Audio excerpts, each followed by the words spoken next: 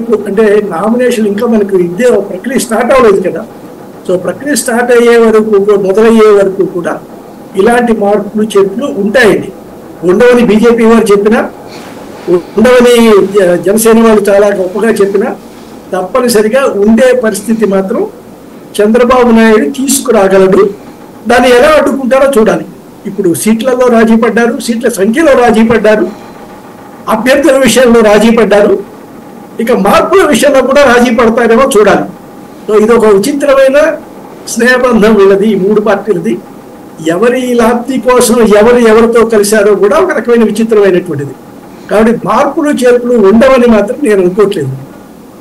Right. Venkatareddy గారు ఏమంటారు?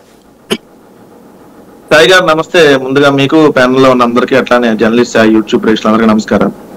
చంద్రబాబు నాయుడు గారు మొదటి లిస్టు అనౌన్స్ చేసిన తర్వాత ప్రెస్ లోనే చెప్పాడు సార్, ఏమనంటే నేను ప్రతి వారం సర్వేలు చేపిస్తా, మార్పులు చేర్పులు ఉంటాయి అని చెప్పాడు. నాకు బాగా గుర్తు.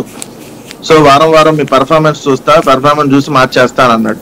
అసలు ఏ పెర్ఫార్మెన్స్ చూసి ఇచ్చారనేది ఫస్ట్ పాయింట్ కదా. ఎందుకంటే వాళ్ళ కూటమిలో ఉన్నటువంటి రవికిరణ్ గారు అడిగిన దాన్ని బట్టి IYRS సర్వే ప్రాతిపదికగా అసలు సీట్లు కేటాయించడం అంటే అది చాలా రాంగ్ అని నా అభిప్రాయం.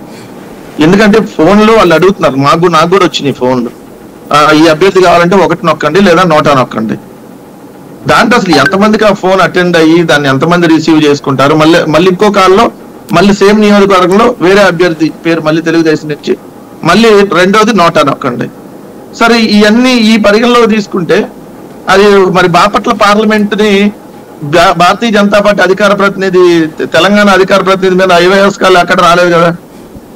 అట్లానే మా పార్టీ నుంచి ఆదిమూలం ఎమ్మెల్యే, ఆదిమూలంకి చిత్తూరులో అక్కడ సచ్చివేడి దగ్గర ఆదిమూలంకి మరి ఆయన కండవ కప్పుకోకుండా సీట్ ఇచ్చారు. మరి IYRS కాల్ రాలా, మరి ఏ బేస్ లో ఇచ్చారు అట్లా?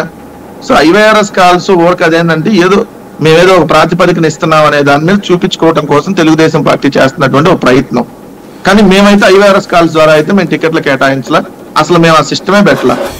మాకు ఐపాక్ సర్వే నడిచింది, మిథున్ రెడ్డి గారు సర్వే నడుస్తుంది, చెవిరెడ్డి భాస్కర్ రెడ్డి గారు నడుస్తుంది, ఇంకొక 2 సర్వే సంస్థలు నడుస్తుంది. 5 సర్వే సంస్థలని క్రోడీకరించుకొని ఇక్కడ ఏ సామాజిక వర్గం అభ్యర్థి అయితే బెటర్ ఉంటారు, సో వాళ్ళకు ఉన్నటువంటిది ఏంటి, కొంచెం జనాల్లో ఉన్నటువంటిది ఏంటి అనేది కొంతమంది నాయకుల ఒపీనియన్ కొన్ని చోట్ల అదే విధంగా తీసుకొని ఆ బేస్ లో మాకు సీట్ల అభ్యర్థులు అనేది నిర్ణయించారు. కొన్ని సిట్టింగ్ ఎమ్మెల్యేలకు సంబంధించి మాత్రం వాళ్ళ పర్ఫార్మెన్స్. చిన్న డౌట్ అండి.